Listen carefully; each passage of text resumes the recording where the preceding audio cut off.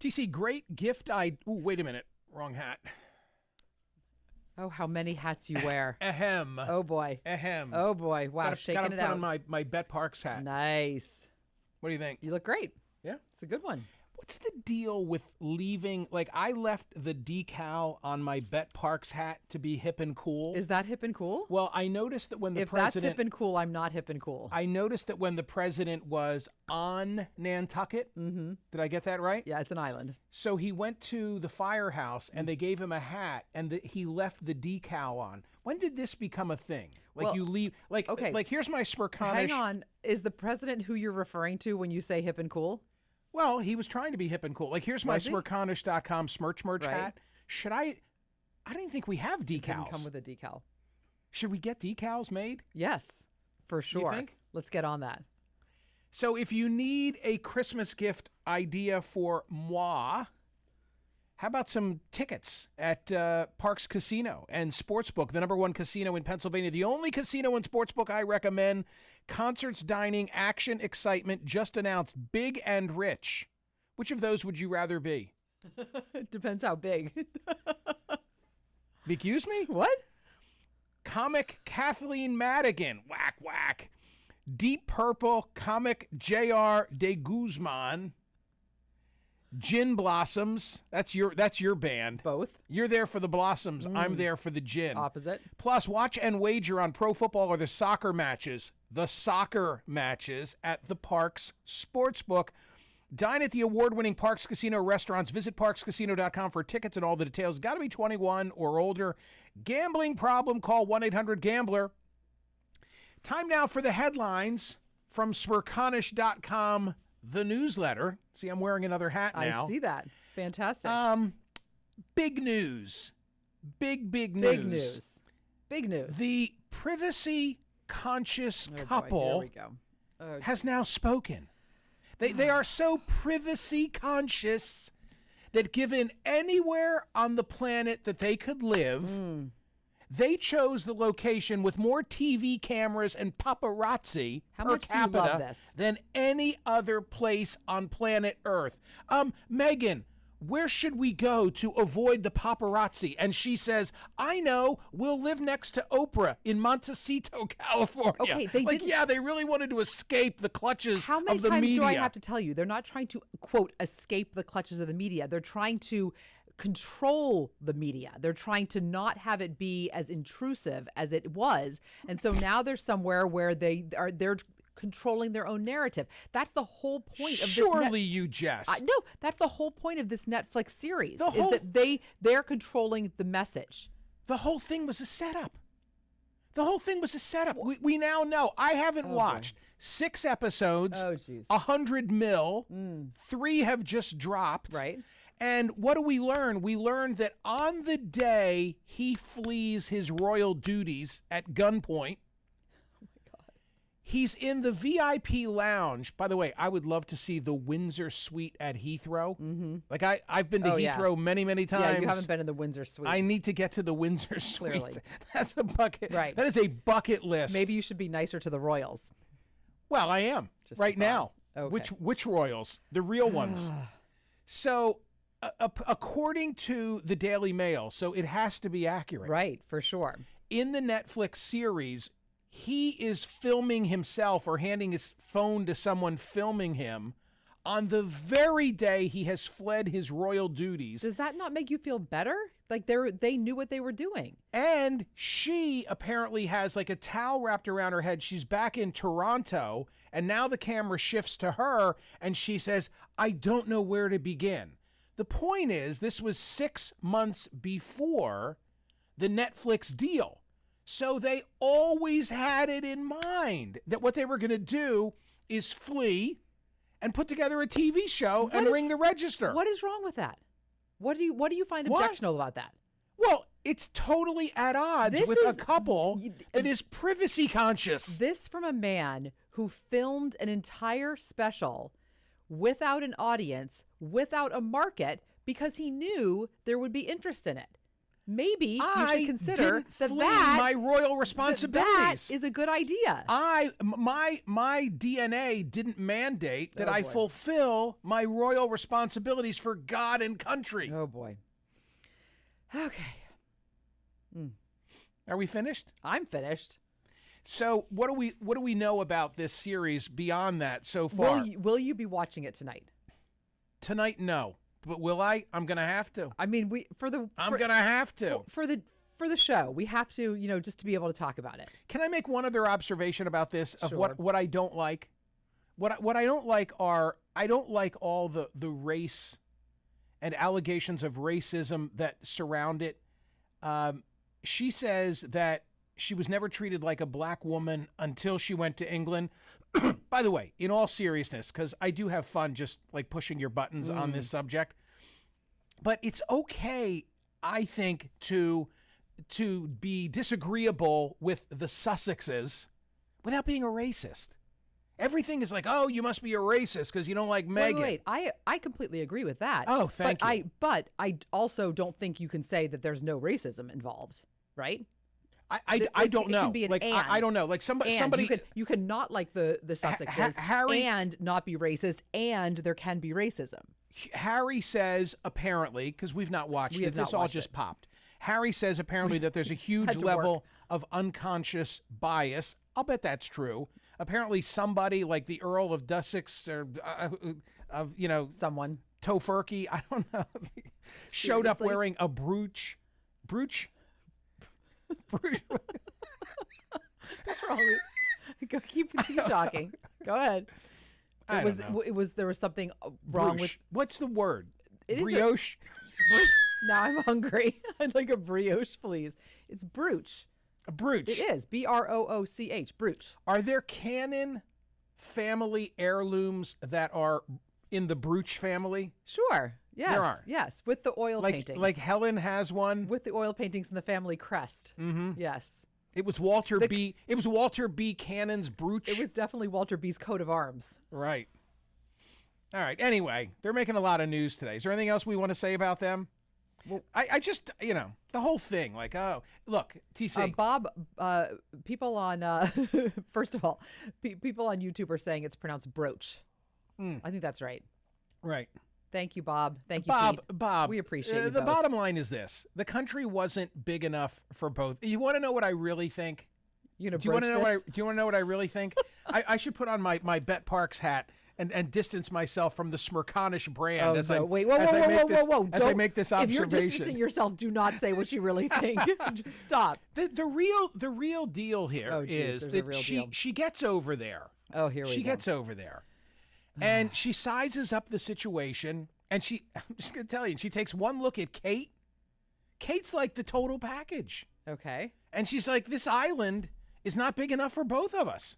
I got to skedaddle. Okay. And I'm going to skedaddle with a big Netflix deal. And the way we're going to do it is Harry is going to film himself in the Windsor suite at Heathrow Airport. And I'm going to be tearful in Toronto and say, where do I even begin? That's the story. By the way, you YouTube viewers with your comments, you agree or disagree? That's what this is all about. Oh, my gosh. Listen. England's not big enough for Meghan and Kate. What is wrong with you? This is you giving away how you would feel in a situation like this. And you're projecting. No. You are. You're projecting. That is not true. That is just not true. You think they could coexist? Of course they could coexist. Never. Oh, come on. The examination of the bags Rhonda and the leggings. And Carmine agree with you. Oh, Maricela disagrees with you. No. Robert says, misprint. I don't care. Yes, you do, Robert. We all care. Yes, you do. Shall we move on? Shall we move on now? Carmine says, TC, you are so wrong. Yeah, exactly. Everybody knows. Oh, Phyllis agrees with me. Thank you, Phyllis. Is there a gender divide? Deborah says, get a life. Is there a gender divide in the reaction that you notice? No. Most people are agreeing with you. In other words, most people agree with me. Yeah. Yeah. Yeah, it's got nothing to do. It's got nothing to do with race. Yeah. Some bad seeds in England may have Robert, been. Thank you. I respect TC's opinion, but I agree with Michael. See, that's all we need. We just need some respect. Thank bad you, seeds in England may have given her a workout over her race, and that's horrible. Yeah. That's horrible. Okay. But you don't, it's not necessarily tied to race in terms of how you look at them. Harry, go home. Go home, Harry. Just Harry. Okay. That's where we are. You're a disaster. He should be at Sandringham in time for the holidays. Okay. Ladies and gentlemen, poll results yesterday. Smerconish.com, the newsletter, 17,276, like near perfect a spectrum yesterday. Should state courts oversee federal elections? This was yesterday's argument in the Supreme Court. I love that so many voted on a pretty esoteric issue. I love it. 74.73% said no. Should state courts oversee federal elections? 74% said no. I don't know if they all fully understood the issues in that case, but okay. Today's poll question, love this. It's an annual. I fall for it every year. Who should be the Time Person of the Year? President Zelensky of Ukraine, I think, is the right call. And I'm asking today whether you believe he was the appropriate choice. Remember now, went through this earlier, who most affected the news and our lives for good or ill and embodied what was important about the year. I think that Zelensky is the right call. My favorite story at Smerconish.com today is from the Washington Post, and it has nothing to do with politics. Headline, Margaret Atwood, Stephen King rally around new author after no shows at signing. It begins this way. For over 15 years, the legend of King Arthur has been stuck in Chelsea Banning's mind. And as the Ohio librarian imagined what the British royals' children would do and what challenges they'd encounter, an idea became a draft and eventually a full-fledged book published in August. Last week, Banning was filled with excitement ahead of her first book signing in Ashtabula, Ohio. It would be the first opportunity for the debut author's friends to hear more about the medieval Nepo babies with magic. Banning told the Washington Post describing her book, but she was crestfallen when a crowd failed to materialize despite 37 people who responded online that they would attend. Quote, only 2 people came to my author signing, so I was pretty bummed about it, she posted on Twitter, kind of upset, honestly, and a little embarrassed.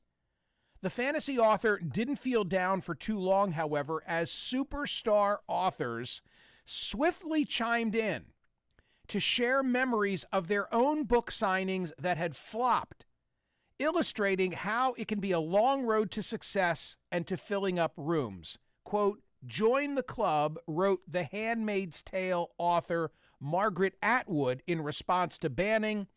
I did a signing to which nobody came except a guy who wanted to buy some Scotch tape and thought I was the help. Best-selling horror author Stephen King replied, at my first Salem's Lot signing, I had one customer, a fat kid who said, hey, bud, do you know where there's some Nazi books? Neil Gaiman shared a memory of a signing in New York with fellow writer Terry Pratchett that nobody came to at all. So you are too up on us. One day author David Nichols added his memories, oh boy, too many to share, the one where the bookshop staff kindly pretended to be customers so I wouldn't feel too bad. That stays with me. Jodi Picoult, my sister's keeper author, said she had sat lonely at a signing table many times only to have someone approach and ask me where the bathroom is. As I tweeted yesterday, I love that she's owning it. That's what you did. It happened to me too. And in my case, never forget it, Staten Island, New York. Staten Island, New York. It was 1 or 2 people, no more than 2. And what I most remember is it was a bookstore. It was either like a Borders or a Barnes and Noble. One of those, yeah. That had a built-in coffee shop. Okay. It may have even been a Starbucks. Okay. And I was not going to get picked up for an hour. Like I had been dropped off by a car service. Sure. I remember it well. It was a Saturday. I had done my CNN show. And drove out? In my first weeks at CNN. No, and they had driven me and dropped me off. Somebody did. And then I was going to be picked up in an hour. So the worst thing is, like, the book signing was called for, who knows, 11 o'clock, Right. 12 o'clock. So I'm there. There's nobody there except these two people. And I signed the books. Like, nobody else shows up. Now what do I? So I invited the guy to coffee, the guy who stuck around. And we had coffee together. And then when my car arrived, then I was driven out of there. Like, okay, gotta go. And it's like, holy crap, there's a stack of books on the table. But guess what? You are in good company, really good company. It only happened to me once, but it did happen to me.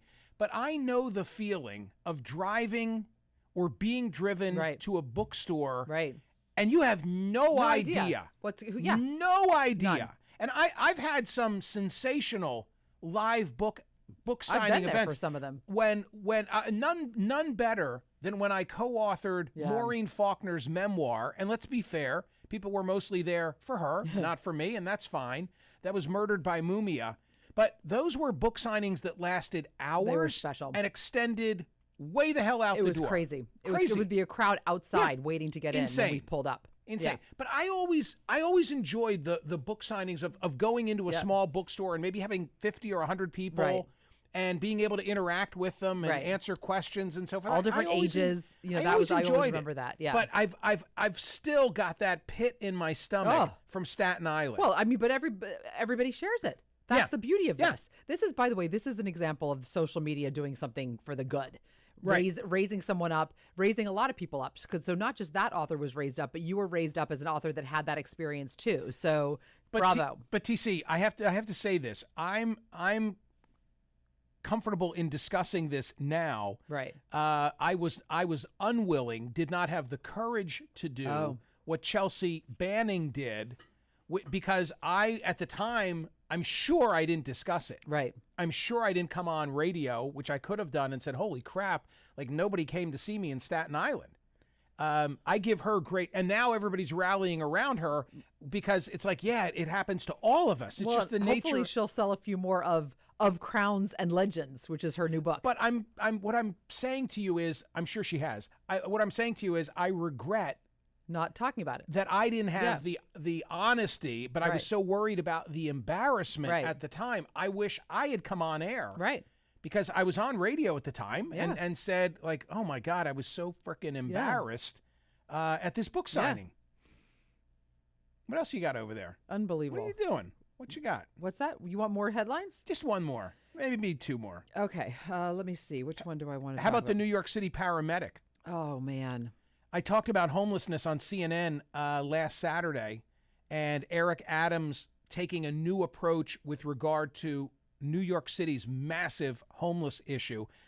I don't think homelessness or homeless is the proper descriptor, but you know what I'm talking about. So Guy writes a piece in the New York Times. It's posted at Smerconish.com. I'm a lieutenant paramedic with the fire department's Bureau of Emergency Medical Services. It's rare to go a day without a call to help a mentally ill New Yorker. Medical responders often are the best or only point of contact with the chain of health professionals who should be treating them. The data. During the last week of November, 9/11 dispatchers received on average 425 calls a day for emotionally disturbed persons, or EDPs. Even in the decade before the pandemic, those calls had almost doubled. EDPs are people who have fallen through the cracks of a chronically underfunded mental health system, a house of cards built on sand, and the COVID pandemic crushed. He doesn't agree with Mayor Adams' approach. I was in a bookstore last night in Center City, Philadelphia. Yeah. And there were a number of homeless people in there, just sort of like buying time, and they were clean in their appearance, but they were clearly homeless. I mean, one of them had their sign requesting money. Right. Difficult issue for the bookstore because how it's the same as Starbucks has faced. They were in there to be warm and dry. It was not a particularly cold night, right? But they were in there, I'm sure, for those reasons, and just to be among, like, who knows? Who knows? Yeah. And I'm standing there, I'm looking at this one woman. I'll tell you what I noticed about her. I was in the magazine section, and she was seated in the magazine section. She had all her belongings there. And I had to walk by, and she moved her feet and so forth. And I looked at her and smiled, and she didn't acknowledge me, but she just sort of looked at me. And I noticed that not a manicure, but her nails were painted. Interesting. Yeah, it's just like The details. You picked out that detail. Yeah, it's so sad. I know. It's so damn sad. And I So- wonder, like, where's she going tonight? But this lieutenant, the article that you posted at Smerconish.com, Yeah. he doesn't think that Eric Adams has the right idea. No. He says now Mayor Adams wants medical responders and police officers to force more mentally ill people in distress to get into care. I get it. Yeah. They desperately need professional help and somewhat safe place to sleep and get it, but forceful action makes for a splashy headline, but he says this is not the answer. I give Eric Adams credit for trying something. Yeah. There are great stories posted at Smerconish.com today, and they are really diverse.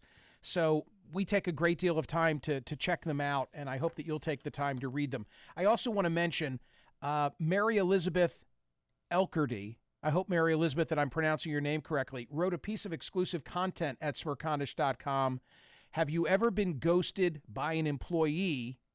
Here's how to prevent it. And she's started a PR firm of her own in the midst of COVID, and she's addressing the subject. And we've talked about this here.